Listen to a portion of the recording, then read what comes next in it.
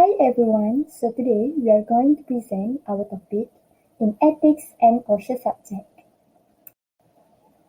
I would like to present our group members for the characters of this topic. Isizudin, Izati, Suryana, Annabelle, and lastly Afik. Hi everyone, so today we are going to present our topic about Russian plague. Firstly, what is meant by plague? Bubonic plague is a common disease that swept Europe and Asia in the middle of the 1300s.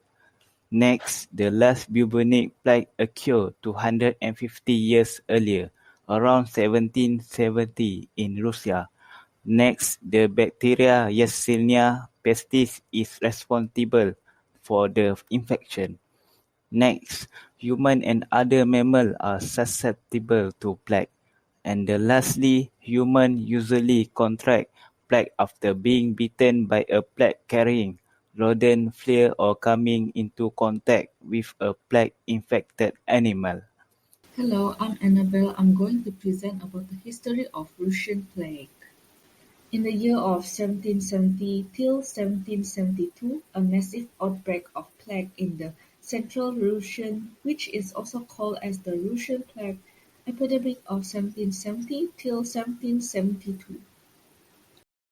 The bubonic plague pandemic began in the Moldovan theater of Russian-Turkish War in January 1770 and spread northward through Ukraine and central Russia, culminating in the plague riot in Moscow in September 1771. As a result of the pandemic, new cemeteries were created outside of Moscow's 18th-century city limits, reshaped the city geography, for example the Dorogomilovo Cemetery.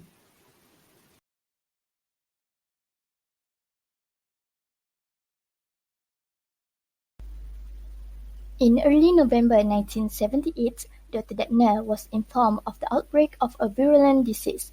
Due to the issues, he made a conclusion that the plague Russian is the most ambivalent. He said, "The symptoms of this epidemic give me the right to regard it either as a terribly severe form of typhus or as a singular form of the plague, or as a new disease midway between typhus and the plague. However, due to the Mayo Clinic Family Health Book, the plague is a dangerous bacterial infection spread mainly by fleas.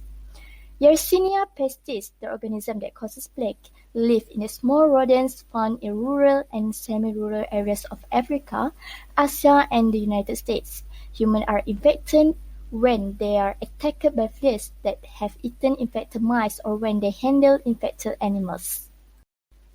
Next, the causes of the Russian plague started when Yersinia pestis, the plague bacteria, is transmitted to humans through the bites of fleas that have previously fed on infected animals, such as we can see here. And if a break in your skin comes into contact with the blood of an infected animal, the bacteria will invade our body. Flea bites or consuming infected rodents can cause plague infection in domestic cats and dogs. Other than that, inhaling bacterial droplets coughed into the air by a sick animal or human spreads pneumonic plague, which affects the lungs. Next, due to the studies, the symptoms that involved in these cases, plague can be divided into three main types, which are bubonic, septicemic, and pneumonic. However, depending on which part of the body is involved, depending on the form of plague, there are different signs and symptoms, as we can see the picture there. So, for the bubonic plague, the lungs are affected by pneumonic plague. It's the rarest type of plague, but it's also the most dangerous because it can be passed from the person to person through the cough droplets. The following signs and symptoms can be appear as soon as a few hours after infections. For septicemic plague, as plague bacteria grow in our bloodstream, we will get septicemic plague. For the pneumonic plague, the most prevalent form of plague is bubonic plague. It gets its name from the swollen lymph nodes bulbs that appear during the first week of infection. Bulbs may be situated in the groin, armpit, or neck, about the size of a chicken egg and tender and firm to the touch. Here are the most common forms of the plague: for bubonic plague, pneumonic plague, and septicemic plague. This is how it will affect our bodies through the Russian plague. Next, how to diagnose the plague. First of all, if we are suspected have the plague, the doctor will check for the presence of the bacteria in our body. To diagnose or check for the bubonic plague, doctor will use a needle to take sample of fluid in swollen lymph nodes. Second, to diagnose for the septicemic plague, the doctor will do a blood test. And lastly, to diagnose for pneumonic plague, fluid will be extracted from airways by a tube that is inserted down from nose or mouth and down to the throat. This is called a bronchoscopy. How to prevent the plague? First of all, bubonic plague. Unfortunately, there is no vaccine available to protect from the bubonic plague. If you think you have been exposed to it, antibiotic can be taken to prevent infection. In addition, you may take the following precautions. First, rodent-proof your home. Second, wear gloves. Third, use insect repellent. And lastly, keep pets flea-free. Next, septicemic plague. The following steps and precautions should be used to avoid infection of septicemic plague. First, caregiver of infected patient should wear masks, gloves, goggles, and gowns. Second, take antibiotic if close contact with infected patient has occurred. Third, avoid contact with the dead rodent or sick cats. And lastly, do not allow family pets to roam in areas where plague is common. Lastly is pneumonic plague. If you have symptoms, consult a healthcare provider as soon as possible.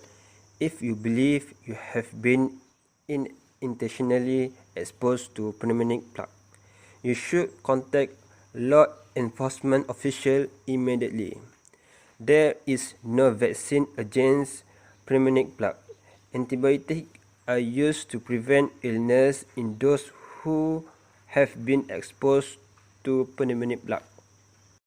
Application of ethical principles and theories as they relate to public health issues and public health or epidemiologic research.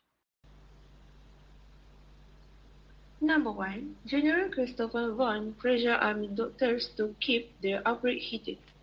Number 2. Catherine refused to admit the plague in the public, although she was clearly aware of the nature and proportion of the threat. So, based on NSPE rules and practice, the fulfillment of their professional duties shall issue public statements only in an objective and truthful manner.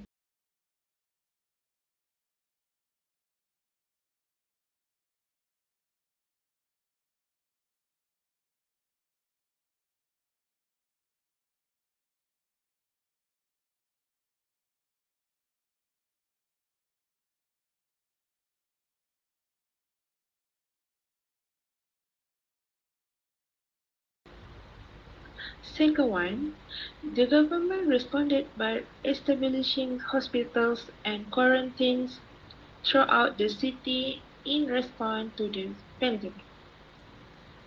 And based on the ethnic quarantine, there is no doubt that communicable diseases pose threat to population and the simple administration of health care is insufficient to control the spread of communication diseases. Lastly, Dr. Ryder, a German physician in charge of city public health. Dr. Ryder did not trust Sakoski's judgment and discredited his findings. Based on NSPE rules and practice, participate in civic affairs, career guidance for youth, and work for the advancement of the safety, health, and well-being for their community. Okay, that's all from us, and thank you.